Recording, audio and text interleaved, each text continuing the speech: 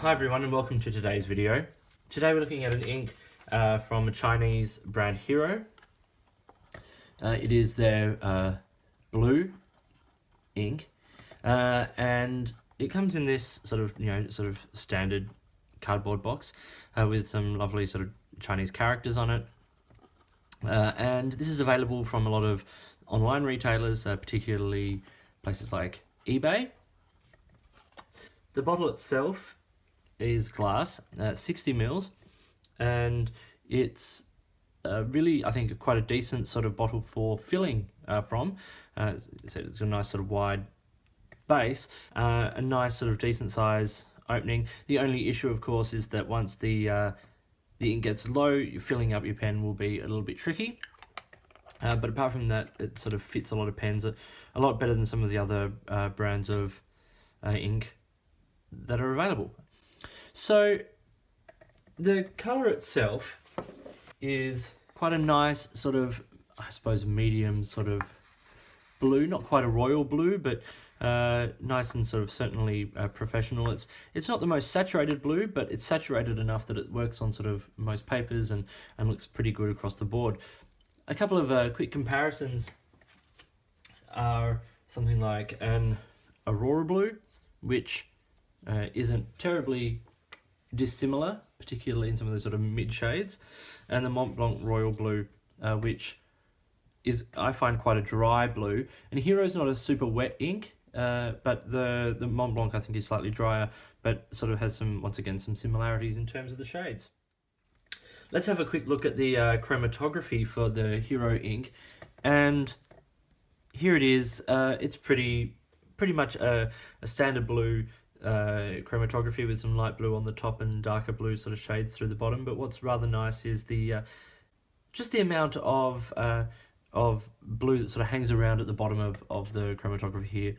It's got sort of some nice sort of water resistant sort of qualities in this format. We'll see how that goes in the water test in just a few minutes.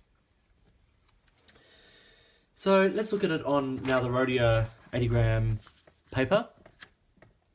Now this test was done with a Faber-Castell Loom medium, or a very broad wet medium, and as you can see from the quote here, it is a nicely sort of mid-saturated ink.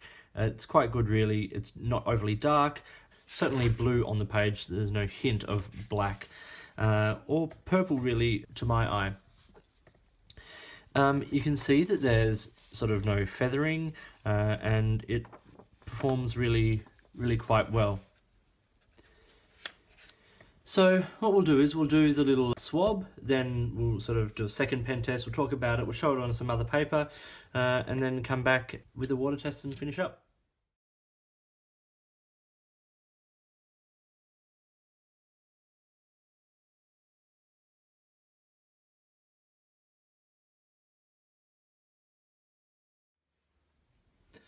So you can see the ink is a lovely sort of rich blue with some nice shading and a couple of hints of sheen there, sort of a nice sort of deep red sheen, particularly where the ink pulls quite heavily.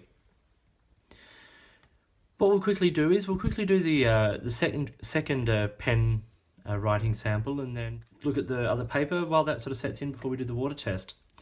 So the second pen is Alamy Safari with an extra fine nib, and here we go.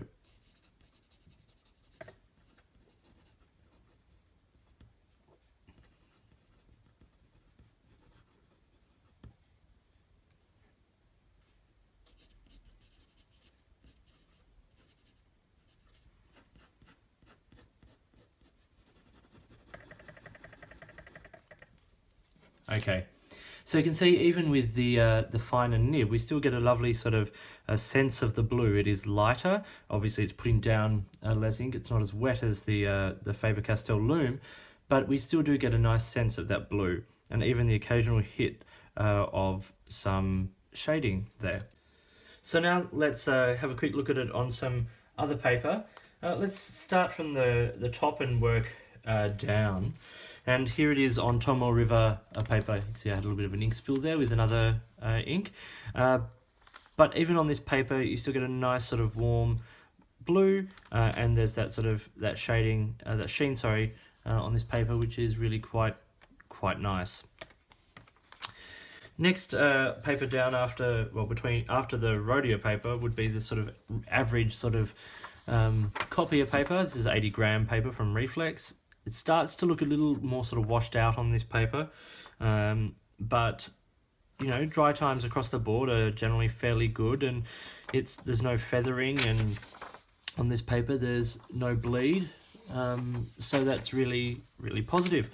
On the most budget friendly paper I have, which is the Spyrex note paper, there's slight hints of feathering occasionally, but you know, dry time is pretty good. It dried really much less than 20 seconds, and you get a little bit of bleed, but you know, from a pretty wet pen, it's not really too bad, all things considered. So let's do this water test, and we'll do sort of two different sort of tests. First we'll do a little swab with a wet cotton bud here, which I'll run through some of the writing, and then we'll do a little water drop test on some others and see what happens with those. So you can already see from the water test there that it's not an overly water resistant ink.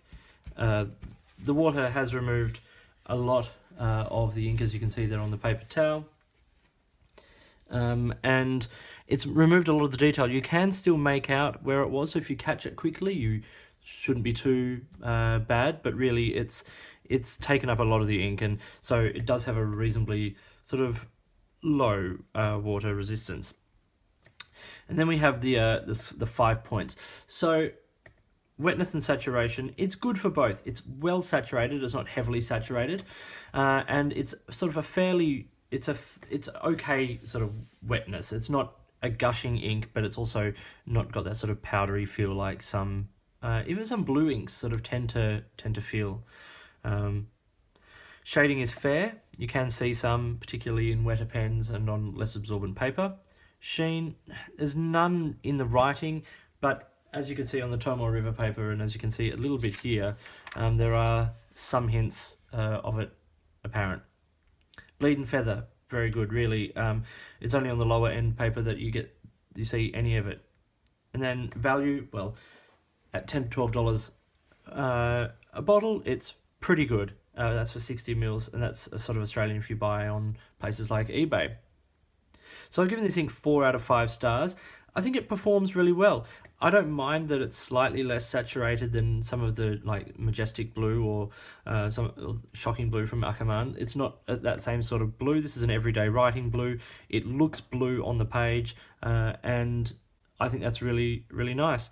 It performs well, it cleans well, it's good value. So I really think this is a pretty decent ink, especially for the price. So that was Hero Blue. I hope you found the video useful. If you did, please give it a thumbs up and subscribe to the channel. Please hit the notifications button if you'd like to stay up to date with the videos that I produce. And please send me a message if you've got any products or information or questions you'd like to ask. This can either be done here on YouTube or at Instagram or on Twitter or on my blog, which are all linked down below. In the meantime, enjoy your pens, enjoy writing, and I'll talk to you later.